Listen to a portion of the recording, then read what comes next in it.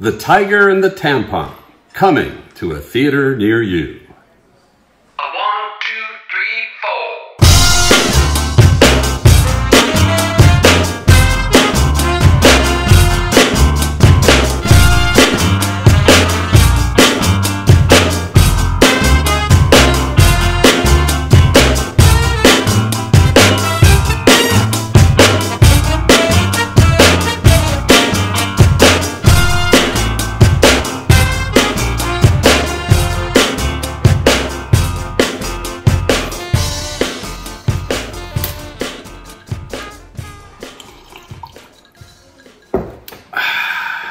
Hello and welcome to another episode of A Very Odd Caster. Well, with football being over finally, sports aficionados like myself really don't know where to turn in the dog days of February. The NBA All-Star Game was last Sunday, and that may be the biggest joke of a contest of all times. I think it's worse than the Pro Bowl. And the Pro Bowl is doing curling competitions, instead of playing football. So the NBA All-Star Game, it's just really bad. I mean, the only major sport All-Star Game, I guess the NHL All-Star Game is still a competitive thing. Baseball All-Star Game, the MLB All-Star Game, of course, they've added some spice to that by making the winner of that game getting the home field advantage for the World Series. I don't know if they changed that back. I don't like that rule, by the way, because the team wins 110 games and then their league happens to lose the All-Star Game and they lose home field. Not fair, but at least they play hard. The NBA is a total joke, the All-Star Game. I'm a huge hoops fan, and I'm an NBA fan too. And I played the game for a long time, including hundreds of afternoons and evenings in open gym environments. And anyone who does that is familiar with the situation where you get a bunch of clowns down there goofing around when you're trying to play a semi-serious game of basketball, and they ruin it for everyone else by goofing off, whether they're talented or not. A lot of times it's because they are talented and they think they're too good. Does that sound familiar? NBA All-Stars? So, in those open gym environments, ultimately people just say, I'm going home. This sucks. This is a waste of time. I'm not here to watch you jack up 50-foot shots or, whatever. So I've stopped watching the NBA All-Star Game. Used to watch it faithfully, but I'm like, what the hell?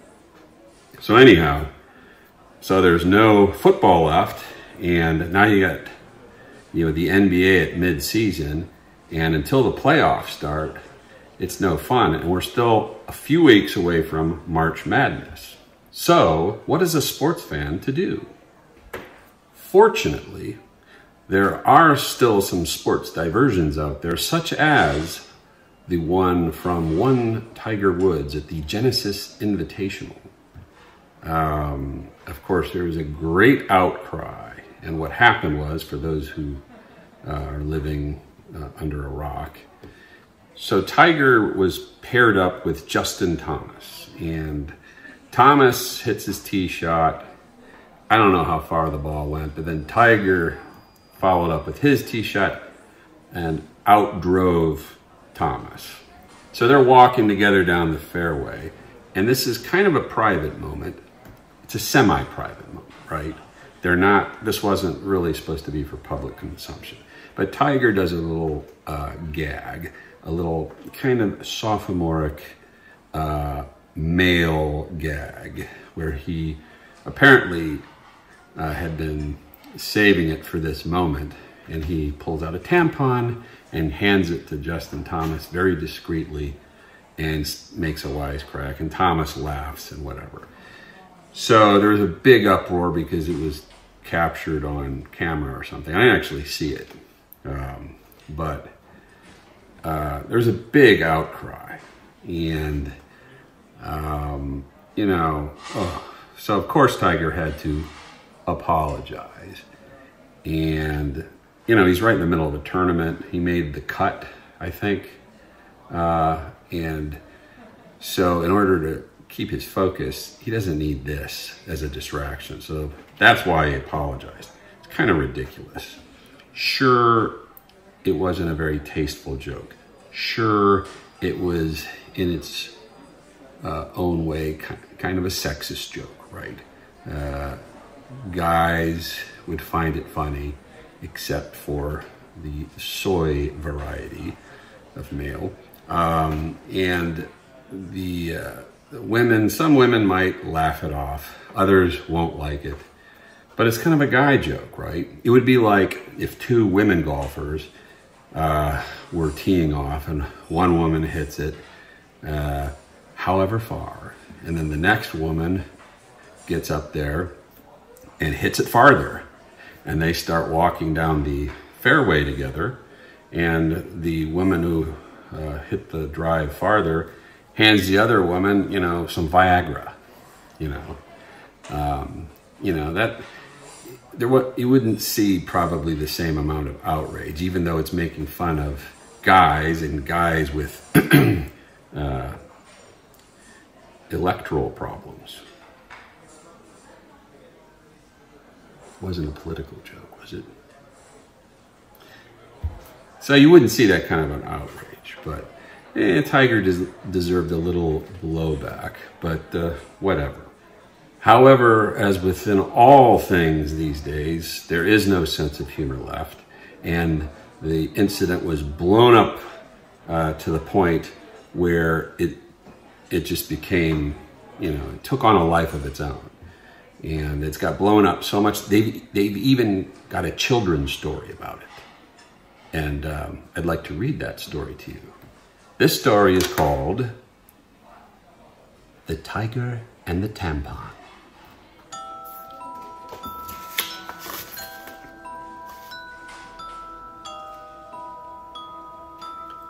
Once upon a time, in a land of majestic green hills and lush dew-stained meadows, with still tranquil lakes and flags mounted as far as the eye could see, and impeccably manicured grass, occasionally mixed with pearly white tiny beaches, coexisting with patches of small emerald forests, there lived a young tiger. And Tiger liked to roam these majestic hills with his favorite stick and hit a little white ball with the tiniest of dimples. And could young Tiger ever hit that ball? He hit it so far and so straight that people came from miles around just to watch him. And little boys loved to come to the hills and play the game with him. But Tiger could hit the ball much farther than any of these boys, even after he hurt his back and knees, as well as when a chastity belt was buckled around his waist.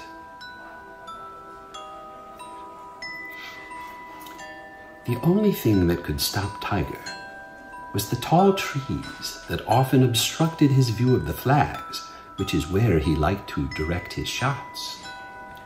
And most often, when he hit the ball, it would go straight to the flag, causing the crowds of people to erupt in applause. But on occasion, his shot would hit one of the emerald trees near the lush green meadow. And when this happened, the ball would make a loud wooden clonk sound. And whenever Tiger heard that sound, he knew he had made a mistake.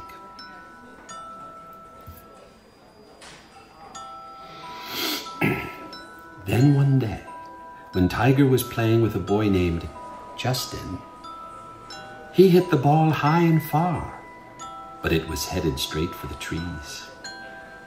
But this time it made a different noise, a higher-pitched, hollow noise that sounded like a plastic baseball bat hitting a wiffle ball. Tiger ran up the hill to see what he had hit and was shocked to see a giant rocket ship standing amongst the trees. Tiger shouted for Justin to come see his discovery. And when he got there, Justin was amazed at the sight. But upon closer inspection, it was not a rocket, but a giant tampon instead.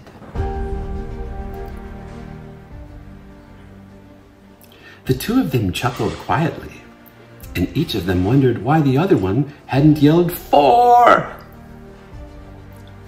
It's golf lingo. But then the people who had been watching Tiger turned on him and chased him through the meadows with their pitchforks and torches. They cornered poor Tiger near a wooden cabin called the 19th Hole Lounge. Things were looking grim for Tiger, but just then, a loud roar filled the sky. The people looked around in confusion to see what was happening. Tiger and Justin looked at each other, equally confused. And then they saw it. The giant tampon had lifted off from the trees and was soaring through the sky. Higher and higher it flew. The crowd of people stood stunned. Tiger and Justin watched in amazement. Towards the stars the tampon flew, when all of a sudden it was shot down by the United States government.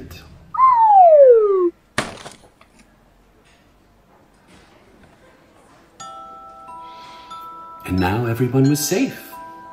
And Tiger went back to hitting the ball with Justin, and the people turned and walked away and went about their business as usual, which meant posing for selfies and posting them on social media. The end.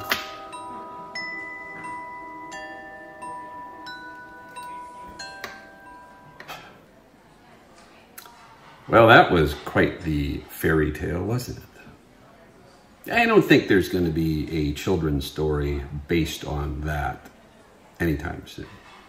Speaking of children's stories and children's cartoons in particular, Franklin the Turtle was in the news this week after a DNA test proved without a shadow of doubt that Franklin the Turtle is indeed the love child of Katie Couric and Mitch McConnell.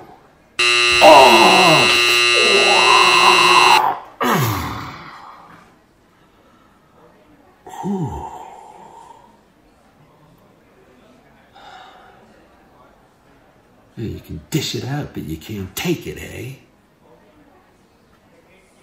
You know, during the Super Bowl a couple of weeks ago, there was a lot of commercials we discussed, and one of them was that electrical vehicle commercial. The theme was premature electrification, which I thought was clever. And, you know, there's several EV, not ED, commercials during the Super Bowl. And, you know, I was looking into it, and actually I was pointing out that some of the electric car prices have come down quite a bit and sort of working their way towards the mainstream, if you will. Still too expensive for my ass, though. But anyhow, but generally, of course, you're seeing that throughout the economy is the move towards green innovation. And I'm actually a part of that movement. And I produced a little video for YouTube for that. And I would like to share it with you right now.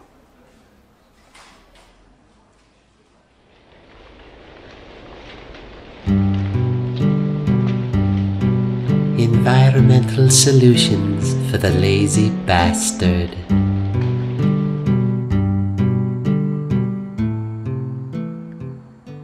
Wow, look at all those leaves. A job like that'd take all day. But not for me. You see, I don't bag my leaves. I mulch them with my lawnmower.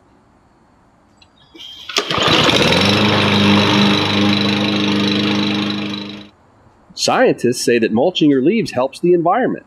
And who's going to argue with a scientist? Not me. They know everything. Scientists say that mulching your leaves helps protect wildlife habitat and preserves nutrients in your lawn. Without enough oxygen to decompose, leaves and other debris in your yard release a greenhouse gas called methane into the air. So do farts, but that's not what I'm here to talk about.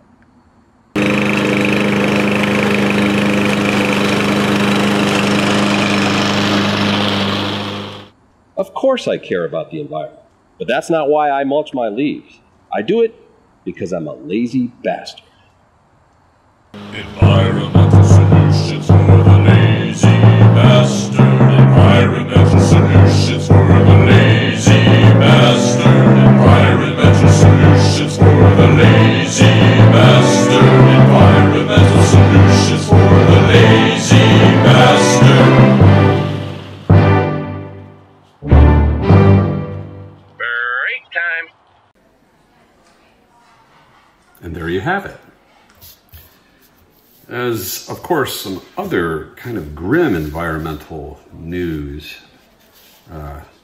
that's been going on of late, I'm talking, of course, about the train derailment in Ohio, in East Palestine, Ohio, where the Norfolk Southern train derailed and several cars spilled all these toxic chemicals everywhere. The town and the area was evacuated. They were worried that there was going to be a explosion that would equal kind of a nuclear bomb or something. All sorts of heightened security around this accident. So from time to time we have these environmental disasters. I think back 30 some years ago to the Alaskan Valdez. It's called Valdez. It's not Valdez, it's Valdez, right? The Alaskan Valdez, the oil tanker that dumped a bunch of oil in the pristine waters off the coast of Alaska. I think it turned out that the captain was shit-faced or something, which is unacceptable, of course. This accident appears to have been a mechanical problem.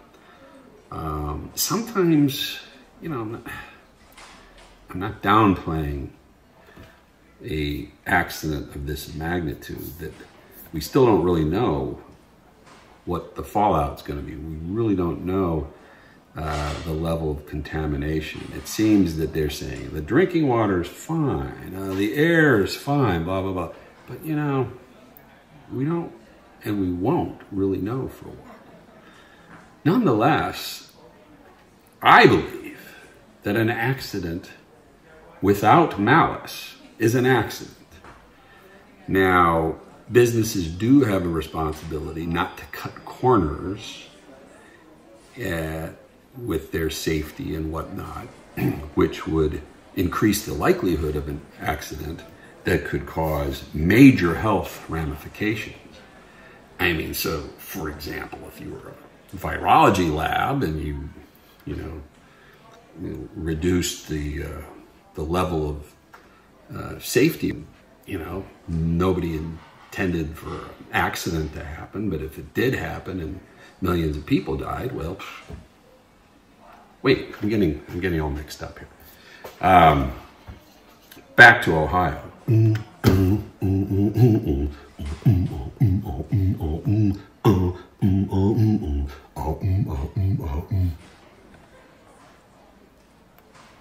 Cut with the fish lips, would you? Done with the air base for now, folks. So you can all come back now. All two of you.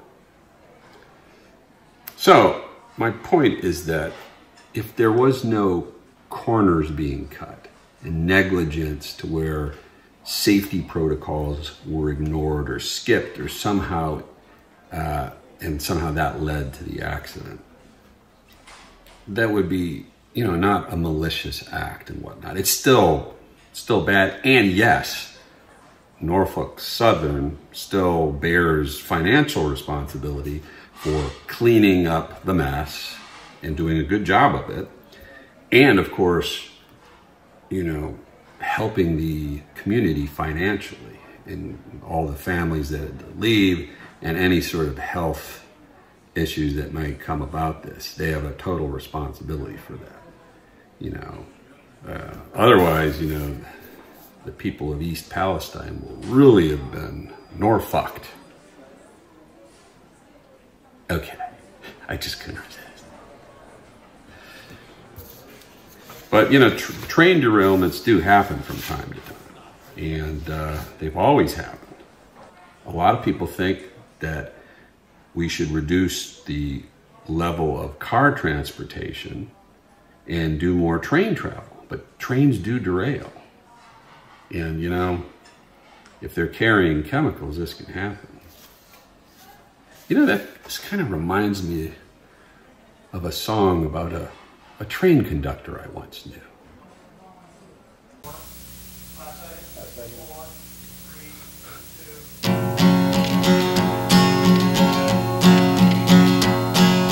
I'd like to sing a song that my daddy sung to me when I was a boy. And before that, his daddy sung it to him too. And someday, when I reproduce, I'm gonna sing it to my boy as well. This song's called Hitler, the Little Train Conductor. And it goes something like this. Well, I heard that whistle blowing as the train pulled round the bend. That big old freighter kept chugging along, and I heard that whistle blow again. The train pulled in the station, and it came to a screeching halt. And then the little conductor climbed on out and said, "Jawohl." He looked like Hitler. He looked like Hitler, and he said, "Eat I, with the eye, eat that, with the eye, even lip flat, with the eye, with the eye, with the eye." And I said, "Pardon me."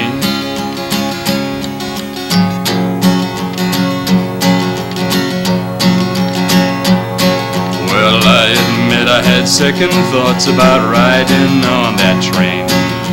No one likes to travel with a man who's gone completely insane, headed south of Nashville on that big old Dixie line. And I was trying to figure out what was going on inside that conductor's mind. He looked like Hitler. He looked like Hitler. And he said, "Eat I, with the eye, eat that, with the eye, even leap, left, third, right, what could I eat? With the eye." I said, "Pardon me."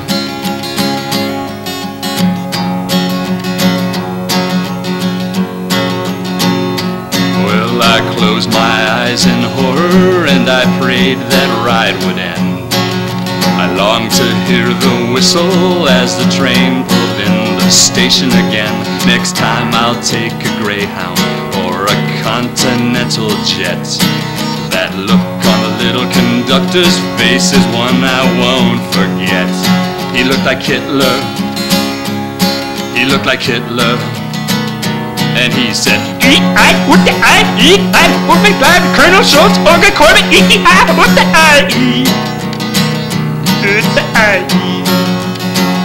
I said, "Pardon me." Hitler, the little train conductor.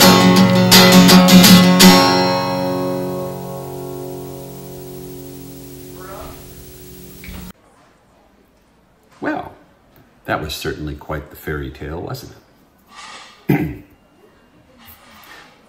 Last week, we were rudely interrupted by the sounds of dancing from above.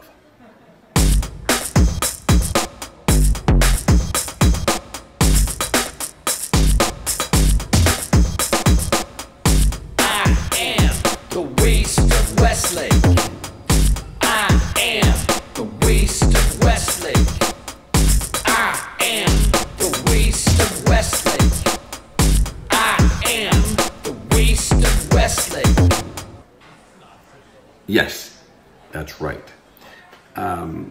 But I was asked about the origins of that song. So the song from that little dance number was an original called The Waste of Westlake.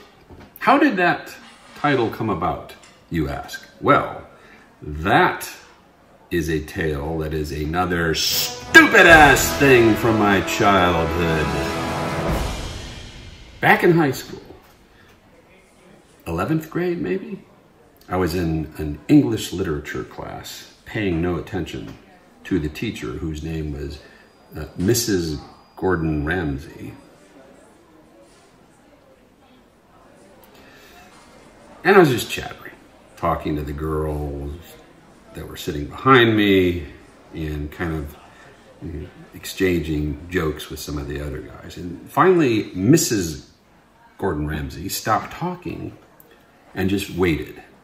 She was waiting on me to stop talking, but since I was not paying attention to her, I didn't know she was waiting for me. I didn't know. So, yeah, kept doing that. Finally, Mrs. Gordon Ramsay, the English teacher, lit into me and started yelling. And so I stopped talking, of course. And during her diatribe, she went much further than just telling me to shut up or saying, you have a detention or this, that, or the other. She started saying, do you know, Mr. Castor, that you are the waste of Westlake? That's the name of the town. And the whole class went silent. And everybody's eyes were like, because she was really, really going into it. And I'm kind of turning beet red because I'm like, I was just talking, you know. On and on, she said I was a loser. I was the biggest waste to ever come through the school system. And everyone was just, you know, I could feel the sympathy, you know. Just, you know, it was kind of an unspoken thing. I'm like, oh, geez. When I looked around and these young girls were like looking at me with these sad, sympathetic eyes, which I took advantage of later. No. So then she, near the end of her diatribe, she kind of circled back a bit and said that I was capable of much, much more, and I was underperforming. So many words. And we had done a short story exercise, and I wrote a short story. I can't remember what it was about. But she said in this diatribe that it was so good that it could have been published. But here I was getting C's. And I'm like, yeah, but I was talking to this cute girl. Anyhow, so for a while then, the kids from that class, they'd see me in the hall and they'd say, hey, there's the waste of Westlake.